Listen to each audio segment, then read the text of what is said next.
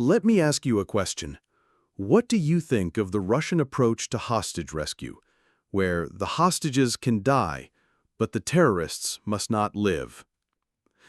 On September 1st, 2004, a group of Chechen terrorists stormed School Number 1 in Beslan, Russia, taking over 1,000 teachers, students, and parents hostage during the opening day ceremony.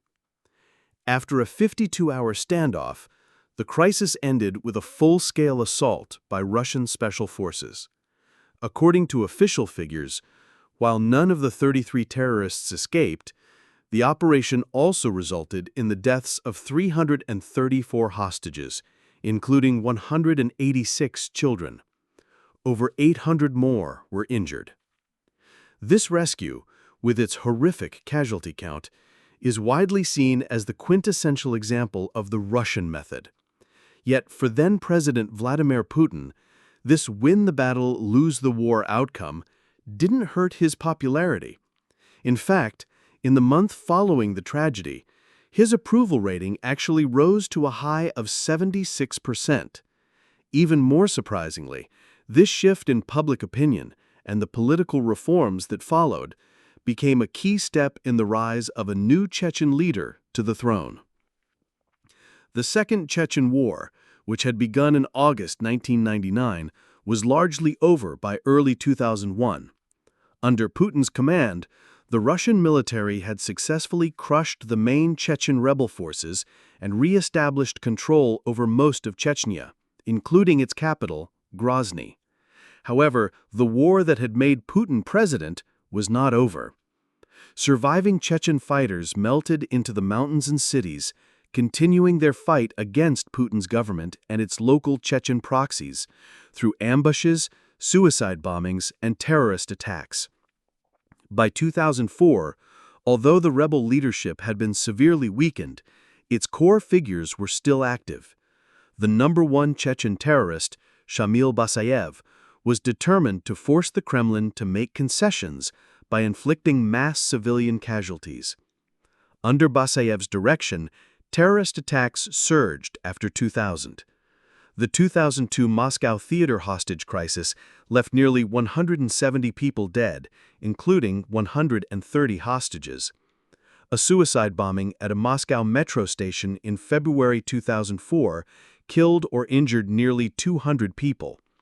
And on August 24th of that same year, female Chechen suicide bombers brought down 2 passenger planes, killing all 90 people on board.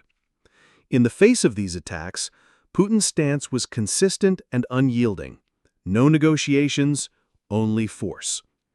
In each of these incidents, the terrorists either blew themselves up or were killed by Russian forces. But Basayev, knowing these were suicide missions, believed that by creating a big enough spectacle, he could force the Kremlin to bend to public pressure. After the Moscow theater crisis, he concluded that Putin hadn't buckled simply because the attack hadn't been bloody enough. If an attack on a public place filled with civilians couldn't shake the Kremlin, what would? The answer was obvious: a school. In September 2004, Basayev's campaign of terror reached its depraved peak. Less than a week after the airline bombings, a team of 33 terrorists infiltrated the city of Beslan in the Russian Republic of North Ossetia. September 1st is the Day of Knowledge in Russia, the first day of school.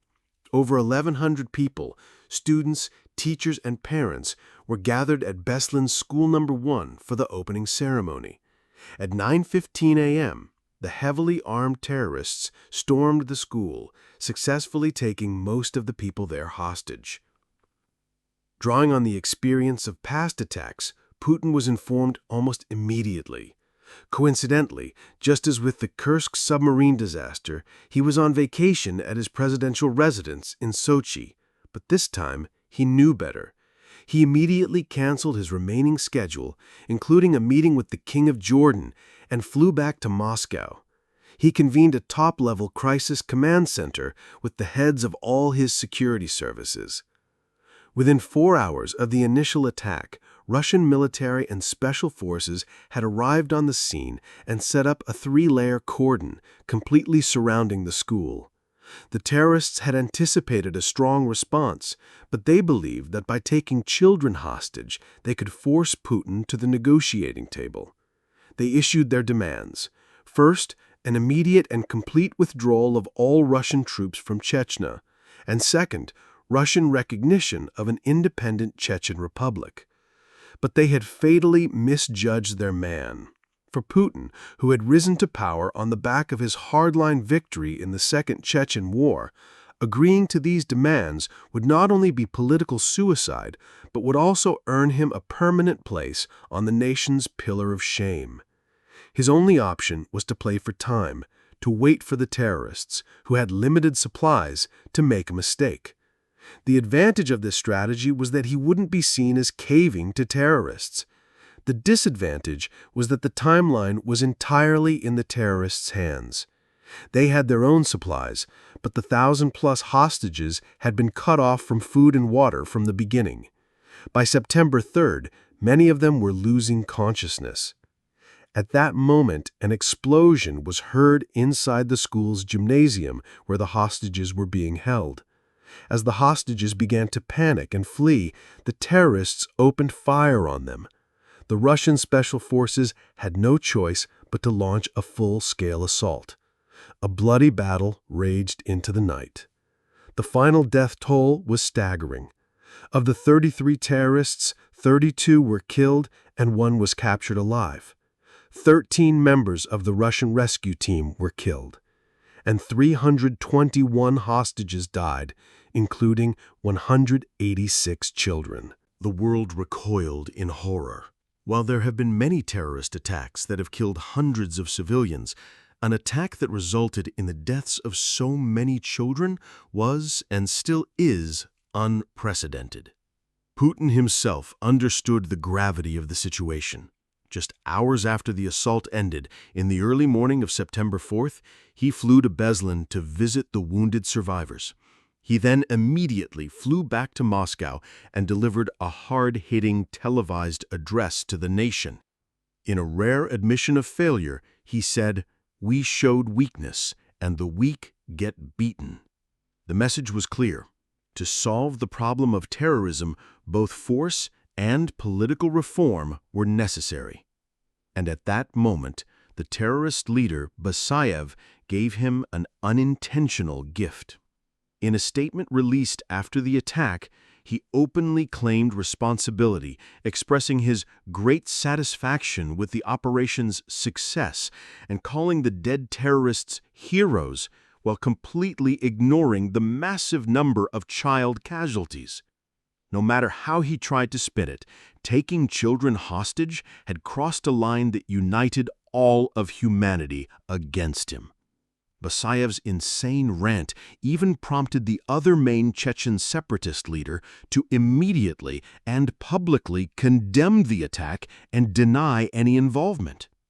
Basayev's move, far from intimidating Putin, completely shifted the focus of Russian public anger from the government's perceived failures to the inhumanity of the terrorists.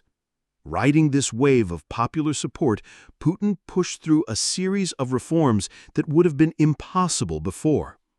He abolished the direct election of regional governors and changed the electoral system for the State Duma. In the long run, these reforms greatly strengthened the power of the Russian presidency. But at the time, a strong Kremlin was seen as the only way to eradicate the terrorist threat. With his new powers, Putin began to hunt down the terrorists with a vengeance. The borders of the North Caucasus were sealed. The FSB offered a massive reward for any information leading to the capture of Basayev and the other Chechen leader. The crackdown was swift and ruthless. In March 2005, the former Chechen president, Maskhadov, was killed. In July 2006, Basayev, the mastermind of the Beslan siege, died in a truck explosion. After their deaths, large-scale terrorist attacks against Russia effectively ceased. But the ambition of the Chechen separatists was not entirely extinguished. Putin, better than anyone, knew that violence was only a means to an end. To truly solve the Chechen problem, he needed a Chechen to do it. Just a year after Basayev's death, Putin used the new powers he had gained from his 2004 reforms to nominate a 30-year-old Chechen to become the president of the Chechen Republic. The Chechen parliament, now under this young man's control, quickly approved the nomination. In return, the new leader pledged his absolute personal loyalty to Putin and promised to use his own forces to hunt down and crush the last of the rebels.